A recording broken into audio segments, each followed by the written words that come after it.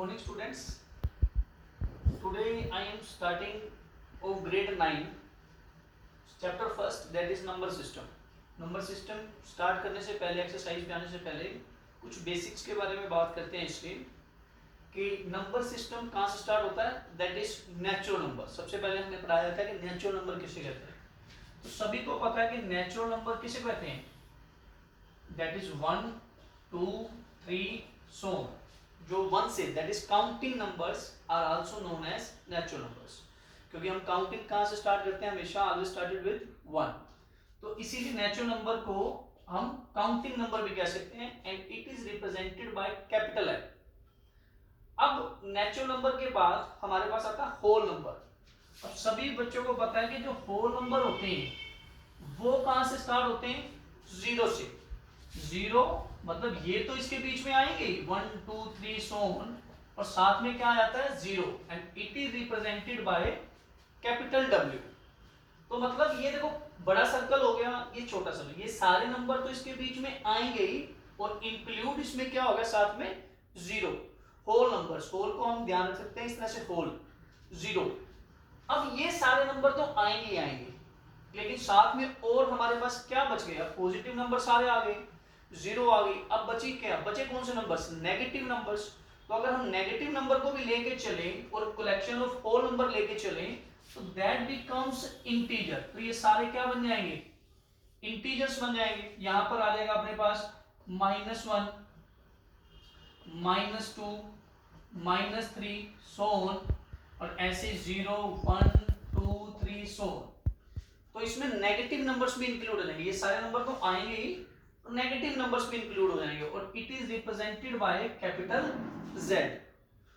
और अब हमारे पास कौन से नंबर बच गए, अब सारे पॉजिटिव नंबर आ गए, जीरो आ गई, नेगेटिव नंबर्स आ गए. अब बचे हमारे पास फ्रैक्शनल नंबर्स 2/3 3/4, ये वाले नंबर बचे.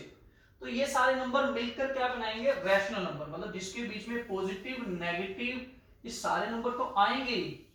अब ये फ्रैक्शनल नंबर भी आ जाएंगे, जैसे 1/4 2/3 -3/6, ये सारे नंबर. और ये भी 0 1 2 3, ये तो सारे आएंगे आएंगे, -1 -2 -3, and it is represented by letter capital Q.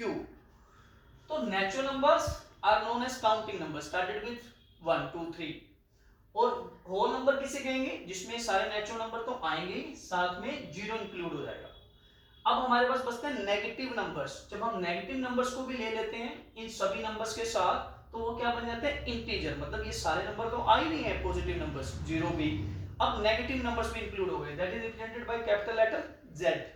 अब हमारे पास बचते कौन से नंबर हैं, फ्रैक्शनल नंबर्स. ये सारे नंबर तो आएंगे, साथ में फ्रैक्शनल नंबर को अगर हम इंक्लूड कर लें तो that becomes rational numbers and it is represented by letter capital Q. अब रैशनल नंबर की डेफिनेशन क्या होती है कि रैशनल नंबर कहते किसको है, रैशनल नंबर्स किसे कहते हैं.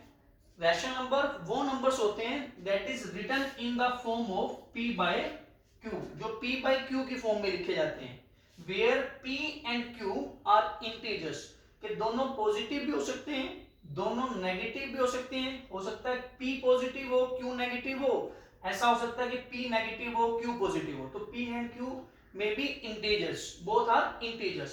पर एक कंडीशन इसमें रहेगी कि denominator can never be equal to zero. Denominator कभी जीरो नहीं होगा, ये हमेशा याद रखें. Rational number which are written in the form of P/Q, और P and Q are integers, और where denominator Q can never be equal to zero.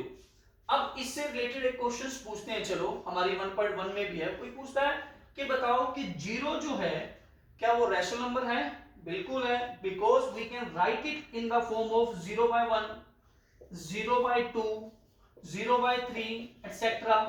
तो जीरो के डिनोमिनेटर कुछ भी हो, ऊपर जीरो तो आंसर हमेशा क्या रहता है, जीरो. तो जीरो के नीचे कुछ भी लिख लो. तो जीरो क्या है, एक रैशनल नंबर है. और वो पूछेगा फर्स्ट क्वेश्चन में एक्सरसाइज 1.1 में, can we write it in the form of P/Q. तो yes we can write it in the form of P/Q, that is 0/1 0/2 0/3. अब हमने ये भी सीखा हुआ है कि कोई कहता है कि 3 और 4 के बीच में 5 या 10 रैशनल नंबर्स फाइंड आउट करो. तो बिल्कुल इजी है. तो अब हमें पता है रैशनल नंबर निकालने हैं, तो अब हम इसको लिख सकते हैं 3/1 P/Q की फॉर्म में. और इसको लिख सकते हैं 4/1, क्योंकि है ये 1 किसी के नीचे मर्जी लिख लो तो वो डिजिट वही रहता है। 3/1 का मतलब क्या है कि 3 है, 4/1 का मतलब 4 है। तो अब मैंने इसके बीच में निकालना है 5 या 10 कितने भी आ सकते हैं। तो मैंने 5 अगर फाइंड आउट करनी है, 6 फाइंड आउट करने हैं, तो अगर मैं न्यूमरेटर को 10 से मल्टीप्लाई कर दूं, डिनोमिनेटर को भी 10 से मल्टीप्लाई कर दूं, तो कुछ फर्क थोड़ी पड़ता है, रहेगा तो 3 का 3। तो ये क्या बन गया हमारे पास 30/10। सेम इसको मैंने 10 से मल्टीप्लाई कर दिया, तो ये हमारे पास क्या आ गया 40/10। अब 30/10 और 40/10 के बीच में हमें 5 या 6 या 7 गए तो हम लिख सकते हैं 31/10, 32/10, 33/10, 34/10, 35/10। तो हम लिख सकते हैं 5, 6, 7, 8 जितने भी उसने पूछे। तो ये अपना सेकंड क्वेश्चन हो गया एक्सरसाइज 1.1 का। थर्ड क्वेश्चन में हमारे पास एक्सरसाइज 1.1 में पूछा हुआ है कि बताओ 3/5 और 4/5 के बीच में 5 या 6 रैशनल नंबर पूछे हुए हैं उसमें। तो ये बिल्कुल सेम है। अब हम देखें, इसमें डिनोमिनेटर गिवन है, इसमें भी एक्चुअली गिवन था, क्योंकि हम लिख सकते हैं 3/1। तो डिनोमिनेटर तो यहाँ पर भी दोनों के सेम है। तो जब डिनोमिनेटर सेम हो तो सिंपली हमने क्या करना है कि न्यूमरेटर और डिनोमिनेटर को 10 से मल्टीप्लाई कर दो। तो मैंने जब इसको किया तो ये 30/50 बन गया। जब इसको 10 से मल्टीप्लाई किया तो ये हमारे पास 40/50 बन गया। तो फिर वही क्वेश्चन हो गया, यहाँ पे 30/10 था, 40/10 था, यहाँ हो गया 30/50, 40/50। तो इसके बीच में 5 या 6 पूछे हुए हैं, तो इजीली लिख सकते हैं 31/50, 32/50, 33/50। क्वेश्चन ये आता है कि अगर डिनोमिनेटर अलग अलग हो, कि मान लो यहाँ 2/3 है और यहाँ है 4/5, इसके बीच में अगर हमें निकालना है 5 या 10 जितने भी पूछे हुए हैं, तो सिंपली एक तो मेथड ये होता है कि दोनों का एलसीएम ले लें और दोनों के डिनोमिनेटर सेम कर लें। तो एक इजी मेथड भी है कि क्रॉस मल्टीप्लाई याद रखो कि इसके डिनोमिनेटर से इसको मल्टीप्लाई कर दो और इसके डिनोमिनेटर से इसको मल्टीप्लाई कर दो। कैसे वाला, मैं अगर इसको 5 से मल्टीप्लाई करूं तो ये बन जाता है 10/15 और इसको अगर 3 से मल्टीप्लाई करूं तो ये बन जाता है अपने पास 12/15।